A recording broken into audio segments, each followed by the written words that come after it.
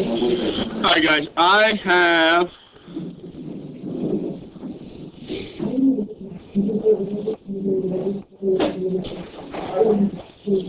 the formula I gave you yesterday, I guess the function I gave you yesterday was, I'm not confident in that 31, and I don't want to open that other PowerPoint.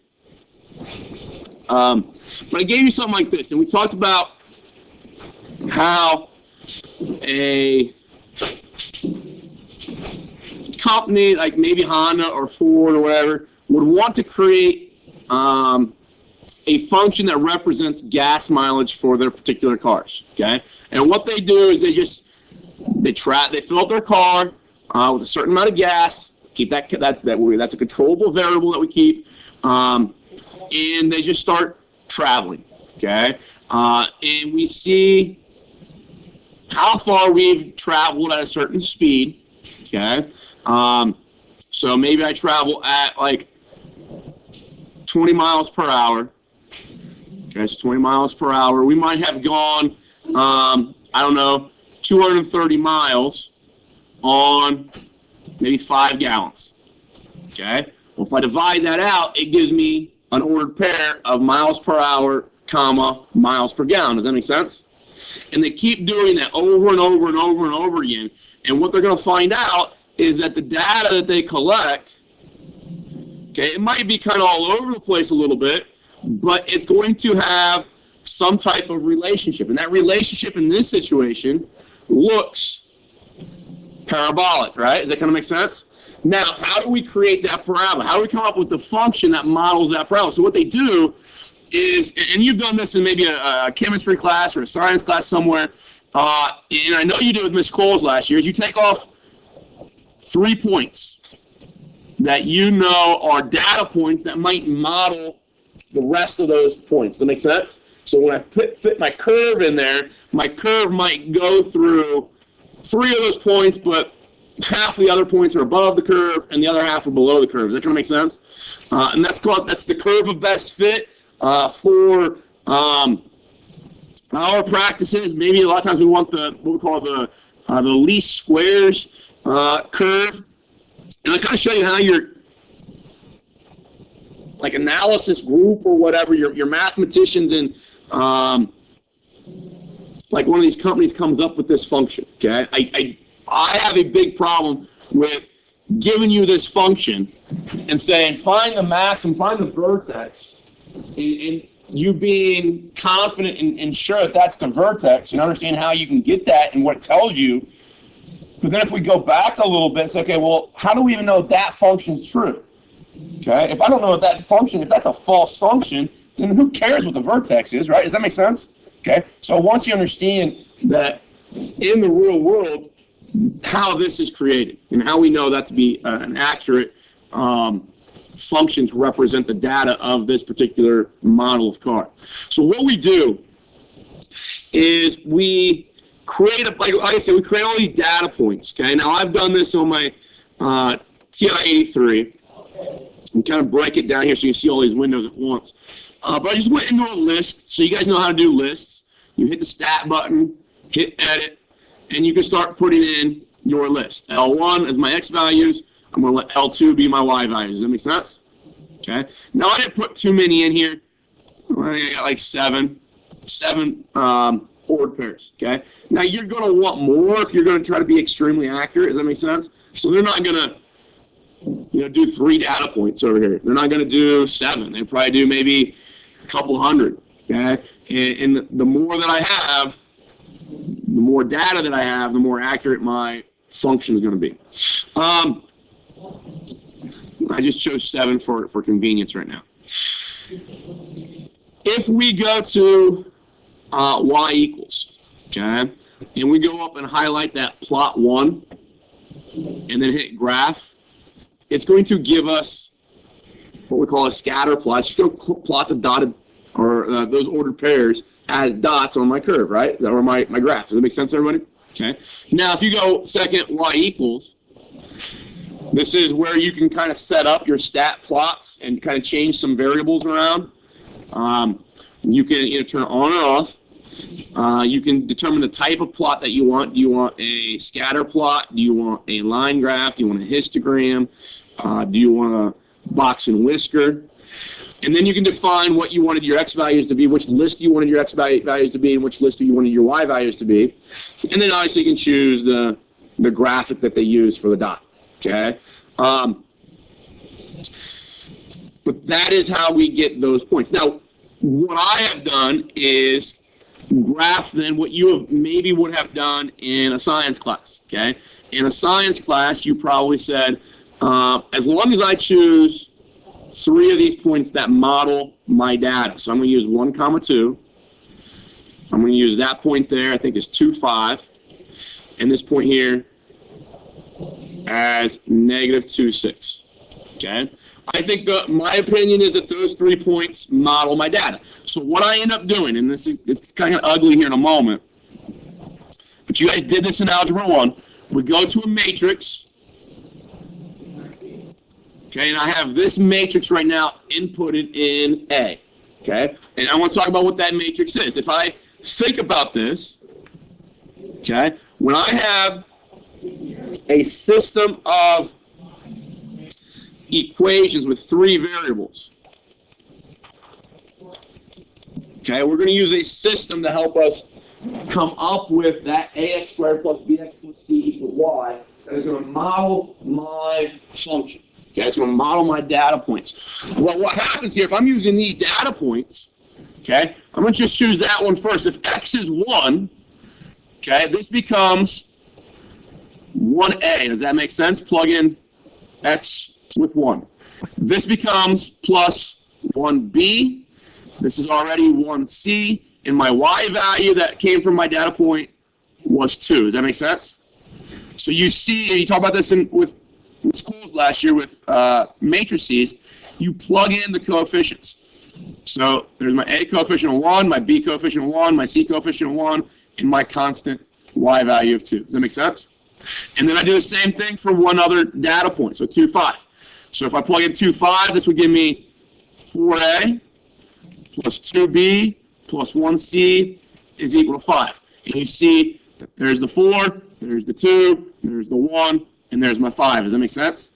And I do it one more time. If I've got 3 variables in I got A, B, and C. I have those 3 variables to solve for. So I need 3 equations that have the same 3 variables. So I do it again with -2, 6, and it gives me this set of coefficients. Now, what we would do is we'd go second matrix, and we go over to edit. And we go to, nope, not edit, sorry, second matrix, and we're going to go to math. And we're going to find what says RREF, and that's called row reduced echelon form. You guys remember hearing that phrase last year? Okay. A guy named Frederick Gauss kind of pioneered this stuff. He's one of the most influential mathematicians of all time. But I want to row reduce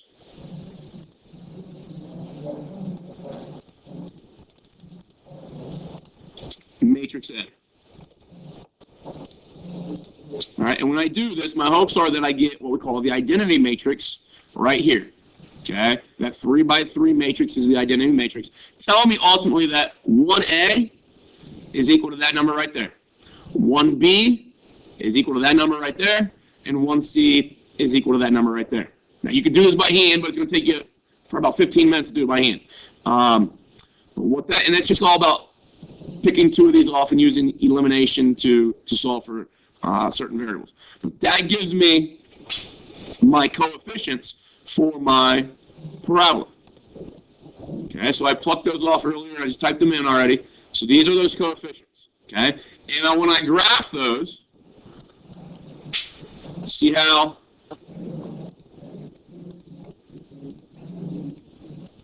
our graph, our curve goes through those points. Does that make sense? Okay. Now, that's great and real nice, but if I would have been maybe in a science lab, maybe my neighbor picked that point, picked this point, and that one. Would that be a different parabola? Yeah. Okay. It's going to be similar in behavior and going to show me the same kind of general values for certain x's, but both of those really aren't the best quadratic, the best parabola. So what our calculator has the ability of doing, okay, if we have a lot of data points that are kind of scattered around this, what our calculator is interested in doing is taking those red distances, okay? And some of them are below the curve, some of them are above the curve. So some of them are positive, some of them are negative. The ones below the curve are negative, the ones above the curve are positive. What our calculator is able to do, it is minimize what we call the squares of those. If I just think of positive and negative numbers, what happens is that a very, very large negative number or a very, very large positive number could be counteracted by a lot of maybe smaller sums. Does that make sense? It's like a very, very large negative number. One large y value, negative y value, could be counteracted by 15 smaller y values. Does that make sense? So that's a problem, okay? So we don't want the sum of those to be very, very small. What we do is we square all these distances, because those distances then all become positive, don't they? We don't have any negative ideas, any negative values. And what we do then is we sum those up. And what we'd be looking for is the curve in which all of those summed squares is minimal. It's very, very, very small, as small as it can get. So our calculator does all this math for us through what we call the quadratic regression or the least squares method. So if I go to stat on my calculator, go over to calc, go down, and now you see linear regression, which that's taking just 2 points and creating a line of best fit. Quadratic regression, 3 points, okay? We have cubic regression, we have quartic regression, we have another linear regression, exponential regression, power regression, okay? Sine regression. So hopefully you're seeing that this is a procedure that can create all types of different types of functions depending on the relationship of my data. Does that make sense? Okay. So we're going to go quadratic regression. Hit enter, and it gives me that data right there. You see how it says y equals ax squared plus bx plus c. It tells me what my a, my b, and my c's are. Okay. Well, my a is pretty similar. Okay, they're saying the best curve is going to have an a value of 1.088. When I did it by hand, I got when I chose my 3 points, I got 1.083. That's pretty close. My b values are pretty far off, though. My c values really aren't that close either. Okay, they're saying that this curve right here, and I'll graph both of them on top of one another. But they're saying this curve, where my cursor is on, that is the best curve of things. Does that make sense? Okay, and that then, guys, is where the negative 128s squared plus 3s squared minus or plus 31 came from yesterday when I gave you that first initial problem. Does that make sense? And I think it's important for us to understand that when they give us functions, it's not, they just pulled them out of thin air and threw them together and say, this models some situation.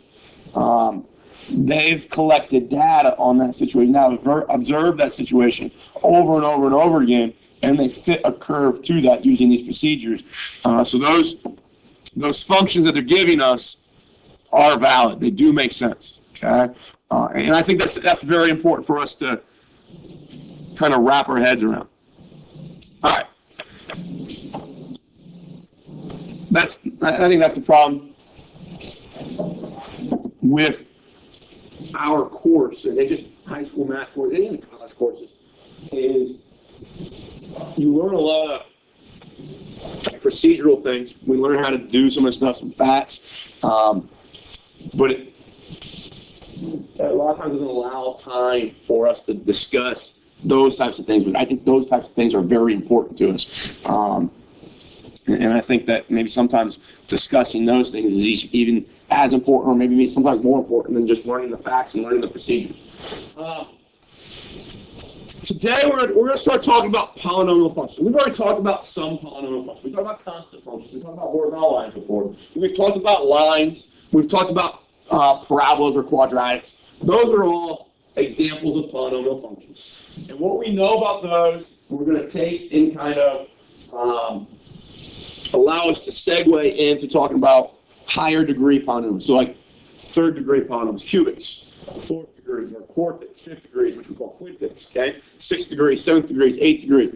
And start to realize that there's a lot of similar behaviors, a lot of similar relationships between clusters of polynomial functions, okay? So I just got to put this up here real quick for you. We've already talked about this. I don't know if you need to write this down. But we know that a polynomial function of what we call degree n is of this general form right here. Okay? We've seen that a couple times already, right? Okay. Basically what we're saying here is that we want n to be a non-negative integer, meaning that your exponents cannot be fractions, they cannot be decimals, they have to be, and they cannot be negative. They can be positive integers. So things like 0, 1, 2, 3, 4, 5, 6, 7, 8, 9, 10. Okay? And so on and so forth. A sub n, your leading coefficient cannot be 0, because then that's just going to depreciate my function, so we don't want that. They're saying a sub 1, a sub 0, a sub 2, a sub n, those are all your coefficients. And we just use the subscripts to tell us which ones pair up with the particular variable terms. Right now, we're going to worry ourselves or concern ourselves mostly, guys, with coefficients that are real numbers that come off of the x-axis. And they can be anything. They can be fractions, decimals, irrational, whatever. We're going to mostly deal with real, though, but there can be times where we address with coefficients that have I in them, or square roots of -1. And this kind of process would allow for that. A sub n, this first one out here is referred to as your leading coefficient. The first one is leading. And then if I look at a sub n, x to the n, we call that the leading terms. Those are all just vocabulary words that I'm going to use to reference particular parts of our function. A sub 0. Okay, now, so what's going on here is a sub 0 is actually stuck to the variable x to the 0, right? So what's x to the 0 the same as? Just 1, right? So we got a sub 0 times 1, which is a sub 0. So we usually don't write x to 0. But if we write it that way, we can see that a sub 0 would still be a coefficient. Does that kind of make sense? So sometimes they call that last one a constant coefficient. I'm going to use the word constant term. But if you see constant coefficient, that's what they're referring to. Next slide is just giving you a specific example here. Okay, so it's a fifth degree polynomial. The first degree up there, the largest degree for your variable is 5, so call it degree 5. A word for that is quintic. Okay, you don't see that very often. We'll use the words cubic, quartic a lot, quadratic obviously a lot. But once they get above 4, they usually start saying just degree 5, degree 6, degree 7. Your leading coefficient obviously is 3 there. The whole thing, that thing right there, that entire term is referred to as your leading term. You'll hear me sometimes call it the dominating term. And we'll see here in a little bit with a little bit of algebra why that's called the dominating term. And then obviously down here you see your constant's -6. Okay? Your constant is also your what? It's your y-intercept. Okay? So if x was 0, all those variable terms disappear, and you're left with a y of -6. Just like quadratics, okay? When we try to take the quadratic and break it down so that we have a more convenient way of graphing it, we're going to do the same thing with these types of things. So 3x to the 5th plus 6x to the 4th minus 2x cubed plus x squared plus 7x minus 6. At some point in the next week or so, we're going to learn all the tools necessary to break that down into kind of smaller chunks to graph, okay? Or similar, I don't want to say smaller chunks,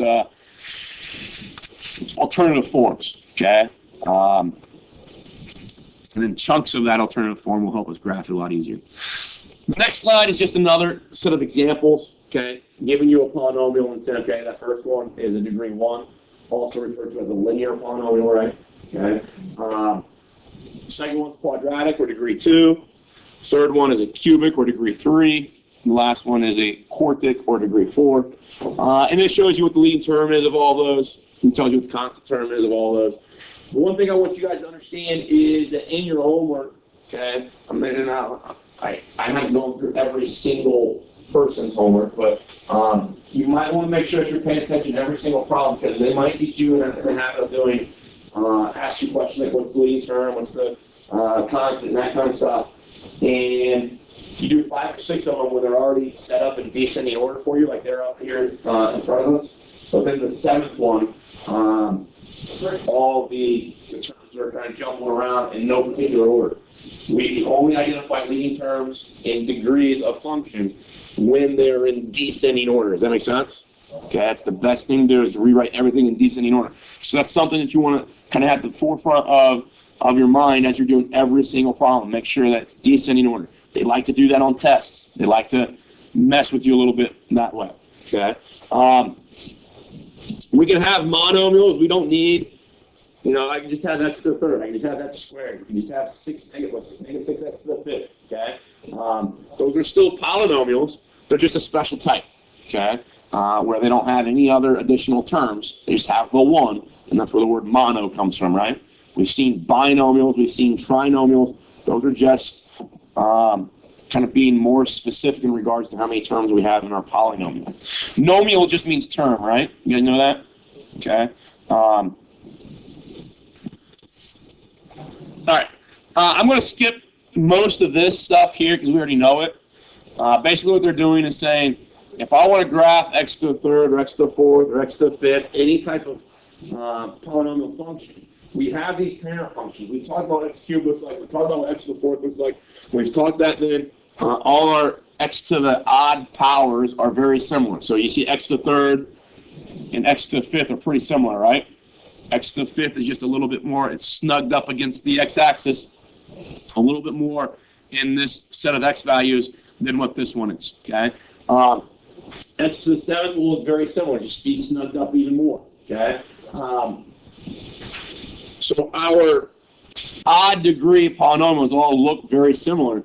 If you can take x cubed and add 3 to it and slide it up 3 units, you should be able to do that with x to the fifth, x to the seventh, x to the ninth. Does that make sense? Okay. And ultimately, guys, if you can do it x to the first, because x to the first is really kind of collectively in the same kind of group there. When I add a number to x to the first, it slides it up, right? If I subtract a number from it, it slides it down. Same thing happens with x to the third, x to the fifth, x to the seventh. If I know how to move x squared, left, right, up, down, shrink it, stretch it, flip it, all that kind of stuff, I should be able to do the same thing with x to the fourth, x to the sixth, x to the eighth.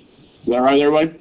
So your transformations that you are familiar with, and we've dealt mostly with, either generic functions, f of x, or x squared for the most part, but the same thing happens with other polynomials. So just a real quick example here, if I had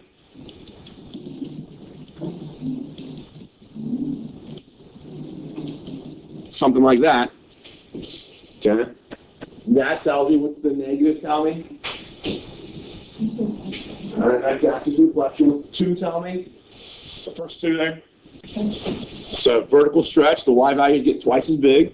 The minus 5, right 5, and the plus 2, up 2. Okay? And really, guys, I would do those transformations to something that looks very similar to x to the fifth. Okay? Because x to the seventh looks like that green curve. Does that green curve look a lot like the x to the fifth that we had up there? Okay. We'll come back and analyze those things here in a little bit again, but if we can do our transformations to lines and quadratics, we should be able to do it to all of our polynomial functions.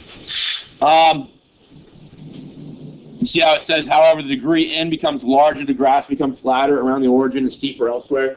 It's because when we're around the origin, we're looking between numbers between -1 and 1. So those values are fractions, right? Okay, and when I start to square fractions, cube fractions, raise fractions to the 4th power, 5th power, 6th power, the denominators are getting bigger faster than what the numerators are, so then I'm getting numbers that are smaller. Does that make sense? Okay, I take 1/2 and square it, you get 1/4. Take 1/2 and cube it, you get 1/8. Take 1/2 and raise to the 4th power, you get 1/16. So those values are getting smaller and smaller around 0. So that's why they're kind of flatter or snugged up against the x-axis a little bit more as x is the end value is getting larger. So that gets us to this idea, what we call end behavior. And this is kind of the bulk of what I want to talk about today, and it's one of the huge facts that we're interested in this chapter. Ultimately, the chapter is designed to help us look at a polynomial function and instantly decide a lot of characteristics about it, okay, without having to graph. So this stuff is with the mindset that we don't want to have to go through and graph, okay? Before we get there, I'm going to talk about something called continuity. We've already mentioned this a little bit, and this is where mathematics, I think, is a little bit backwards. I think maybe I've talked to you about this before. We're going to talk about what continuous means before we have the real math tools to prove or define what continuous means mathematically, okay? If I told you what we are going to say that continuous means is that as long as you can trace it with your finger without lifting your finger off the paper, would you think that'd be something that a textbook writes in it? Is that very mathematical? No, it's kind of like childish, elementary idea, right? Okay. But that's the way we're going to view it right now. Okay. As long as I can put my finger on my graph and graph the whole thing, trace the whole thing without lifting my finger, we're going to say it's continuous. Okay.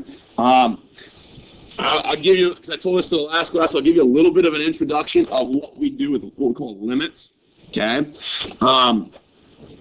So this function here, and I'll write it this way, the limit, so we use the abbreviation LIM, of whatever function, so I'm going to say f of x, I'm going to call this thing f of x, as x approaches some number.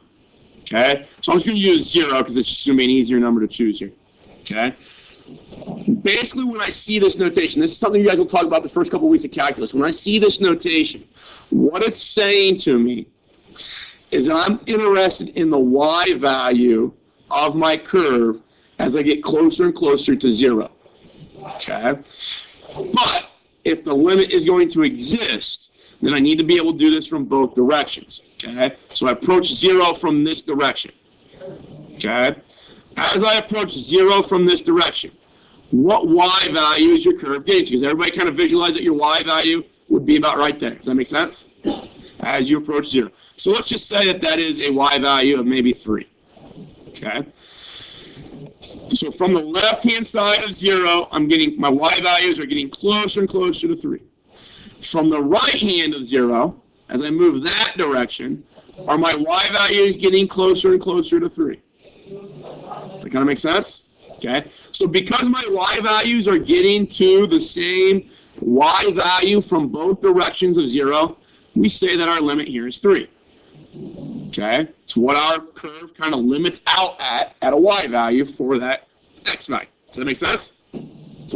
If I can do that for every single value on my x-axis, so I go to 1 and say, okay, if I go from the left-hand side approaching 1, and I get to maybe 2.9.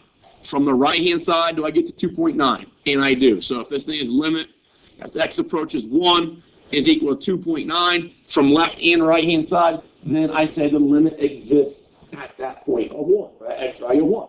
And I do that for every single value. And if every single value on the x-axis produces a result like that, then we have what we call a continuous function. Does that make sense? Okay. This one here, this function, can you trace this with your finger without lifting your finger off the page? No, because there's a break right here, right? So let's say that that's an x value of 2. Let's say that this y value here is at 2, and let's say that this one here is at 3. As I approach from the left to x being 2, your y values are getting closer. They don't ever get there. We don't want to think about ever getting there, but they get closer and closer to what y value? 2, right? So the limit as f of x approaches 2 from, we put a little negative up there to tell us that we're going from the left-hand side, is now 2. If I look at the limit as f of x approaches to from the right-hand side, so a plus sign there tells us we're coming from the right-hand side. As I move from the right-hand side, what are my y values getting closer and closer to? 3. Do you see how those two numbers from the left and the right are different? That tells me that the limit does not exist there. Okay? If it does not exist there, that means there's a gap. It means that I had to lift my finger to trace the curve. Does that make sense, everyone? Okay. Now, you'll spend a lot more time in calculus, and maybe if we have time at the end of the year, because sometimes trig can be something we wrap up in maybe 14 weeks, 13 weeks. We might have a little bit of time to introduce some of that fundamental calculus to you, which is limits. The limit idea is the reason calculus exists. Without limits, we don't have calculus. That's what continuity means. Okay. Now, continuity is a feature for all polynomials. Every single polynomial we come across is going to be continuous. Okay. There'll never be a gap, never be a hole, never be anything like that. Okay. Another feature is that polynomials are smooth curves. Okay. There's no rough corners or sharp edges or anything like that. So these two examples right here, the middle one and the one on the right, those two curves are of polynomial functions. Okay. They come from p of x that is either x to the 4th, x to the 6th, x to the 8th, something like that. Okay. All right, last one's going to be an odd degree, so it might be x to the 7th, x to the 9th, x to the 11th, something like that. Okay. That first one, you see some sharp corners, right? Okay. We call that one a corner. Okay, but when we see something like this, that's called a cusp. Okay. Those are not from polynomials. Okay. A polynomial, the way that our algebra is structured, will never produce those behaviors in a graph. Okay. So those are some things to think about. They'll ask you with a picture sometimes, say, okay, is this a polynomial? So we're going to say, is it smooth? And is it continuous? And if it's those two things, it's likely a polynomial. Okay. Now there are some trigonometric functions that are smooth and continuous are not polynomials, but we'll get there. Is that all right, everybody? All right, so what we're really interested in, though, guys, today is this idea of what we call end behavior. Okay? If we read that, it says the domain of polynomial functions is all set of all real numbers. We've already talked about that. We know that the x values are all real numbers. Okay? And that allows us to sketch some small portions of graphs. Okay? But usually we cannot, and we do not sketch when our x values get outside of some interval, because when plugging a very large x value into a polynomial, we start to get very, very, very, very large y values. Okay? Well, what those y values are doing, what the behavior of those y values are, is what we call end behavior. Okay? What's happening in the long run in regards to our x's. Okay? As x goes to a very, very, very, very, very large positive number. And the idea that we're going to think about is as x goes to positive infinity. The question then is, what are your y values doing? Are your y values getting very, very, very, very large? Or are they getting very, very, very, very, very small? Sorry, very, very, very, very, very negative, large in the negative region, direction. Okay? As x is getting very, very, very, very, very, very large in the negative direction, then what is the question is, what is our y values doing? Okay? So end behavior is a characteristic about your y values for particular x values. Okay? And what's going to happen, guys, is our calculator a lot of times fails us. Okay? I might be interested, let's say that I've got the function, let's go, get rid of this stuff.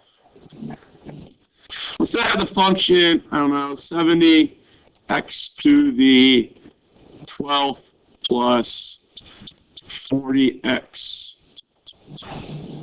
to the 11th plus 25x to the 10th plus 9x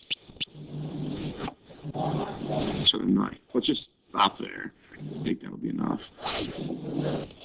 I got that function, okay?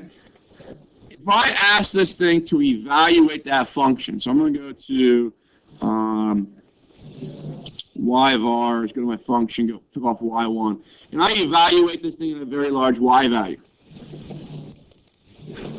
Now, I don't think 1,000 is very large, okay? It's big if we're thinking about the way we normally graph things, but there are numbers I can choose that are much, much, much larger than that, right? So I try to evaluate this thing. Okay, it does it. Okay, so now let's try something even larger, because 1,000 might not be large enough for us to really understand what's going on with our end behavior. So I try something like 100,000. Okay, it works. Let's try, so 100,000, next one would be 1,000,000, right? Let's go 10 million, see what happens. Okay, still okay. See what we get eventually. Now that number, I think I put 1 billion in there. 1 billion is a small number if we think about comparing it to infinity. Does that make sense? Okay, so our calculator kind of blows up, and what all that means is that my calculator doesn't have the ability to take 1 billion and multiply it by itself 12 times, okay, and get a number back. Because you think about the amount of zeros that would incorporate, it's kind of ridiculous, okay. So, and basically, I think what our calculator, if we go back and look at what the TI-83 is doing, I think it's going to max out at times 10 to the 100th or the 99th. Does that make sense? So. You see 61, 85, I think, and we'll go up to times 10 to the 99. Now, everybody knows that capital E means times 10, right? Okay. So that's a problem for us with technology to help us answer what's going on. Okay. So what we do is we find out that there's some very similar relationships based off the types of functions we start with. Before we get into really dealing with the behaviors, is that we're going to use some symbols here, so I want to talk about this notation. Whenever you see an arrow like that, I guess I don't want to say,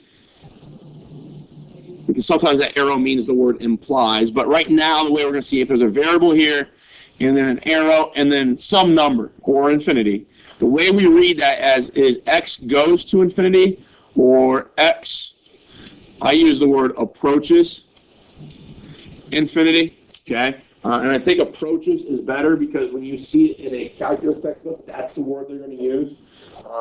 So as x approaches infinity, meaning that the x value is increasing without bound, okay? Meaning that when I think I've gotten as far as I can, I got up to 100 billion, I can go further to the right. I get up to 1,000. I don't know what number I'm looking for here. Something bigger than 100 billion, okay? Then 100 trillion, okay? 100 quadrillion. Keep going larger and larger and larger, okay? Anybody know what a Google is? It's a website, right? A Google is a 1 with 100 zeros behind, okay?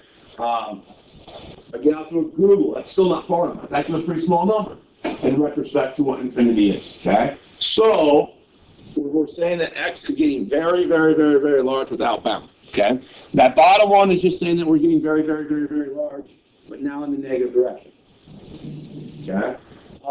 So I want to look at a couple kind of simple polynomials to discuss what the end behavior is, okay? So let's look at something like x to the 4th and x squared to see if we can come up with a relationship here. So I'm going to just write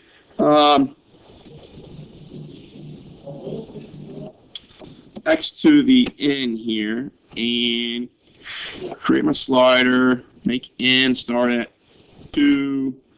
We'll just go to 100 increments of 2. All right, so now I just have the leading term here. I don't have the bx and the c, right? Okay. When I go to the 4th, I don't have it's just the ax to the 4th. I don't have bx to the 3rd plus cx squared plus dx plus e, right? Does that kind of make sense? I don't have those other terms here. Those other terms are going to kind of change what is happening kind of in the middle of my graph, okay? But let's look at x to the squared. If I put a point on there, okay? And actually, let me do it this way. Let's go see here. Let's put a point on the x-axis.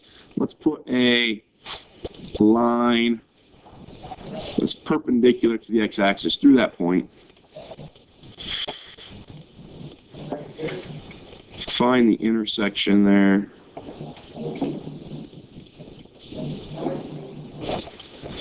All right, now I just want to look at that segment. Get rid of the line. All right, now I want B to show you, let's see, let's say, if I can do this, y of B.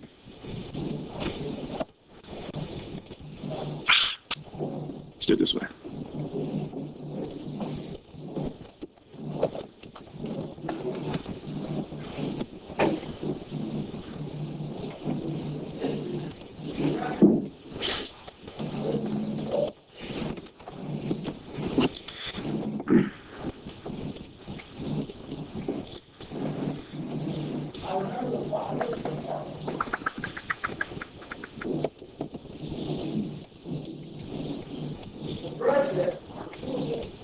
Don't know how to get to show you guys that.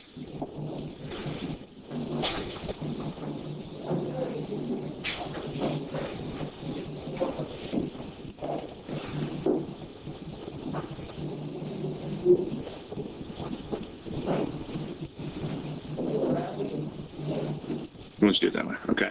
All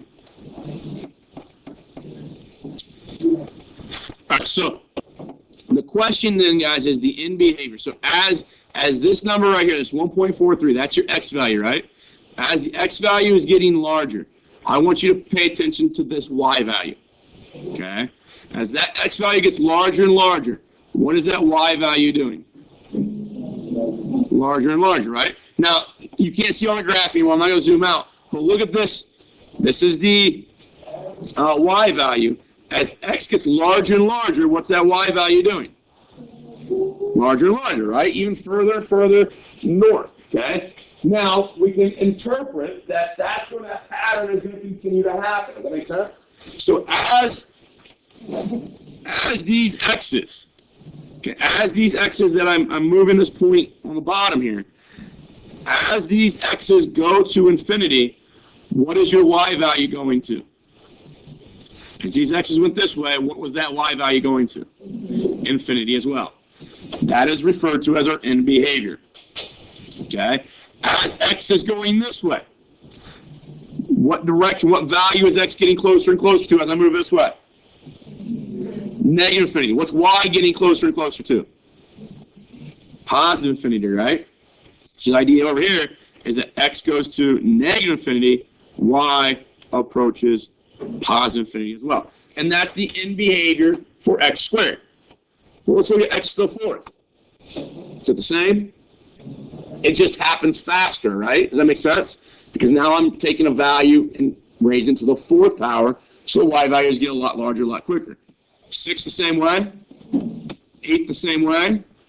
So if I know what x squared's end behavior is, do I know what the end behavior is for every single even degree polynomial?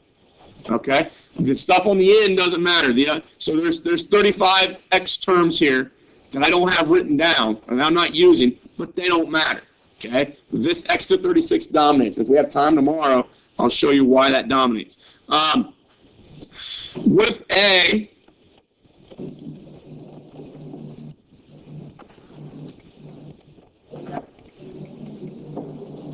times out, then no a. So let's put UC.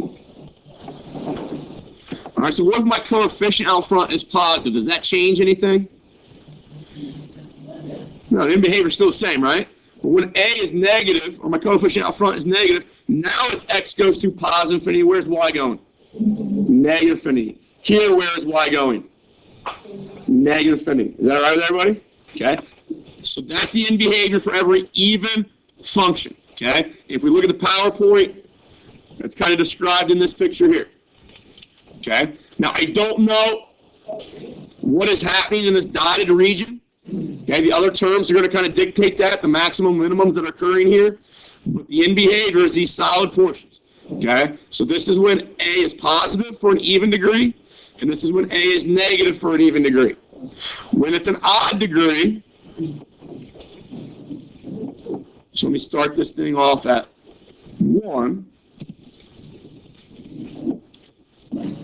Okay, let's put A to be positive again. When this thing's an even degree, as x goes to positive infinity, where's y going?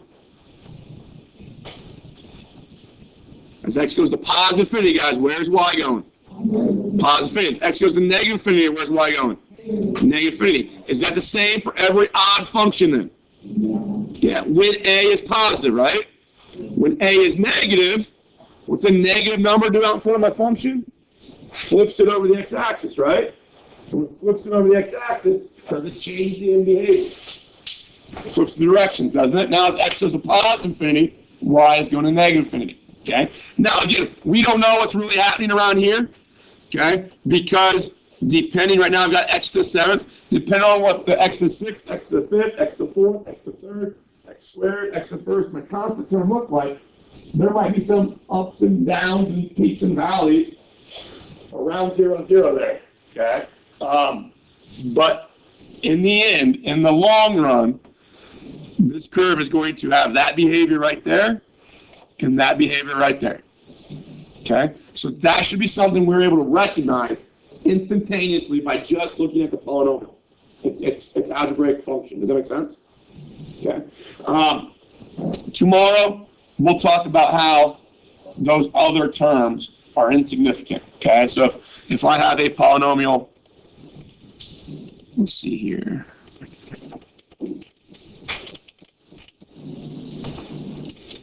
Like x squared plus x minus 6, in regards to end behavior, that stuff's insignificant. It's not a big deal. Okay? If I have something like this, these two terms are insignificant. They do not matter in regards to end behavior.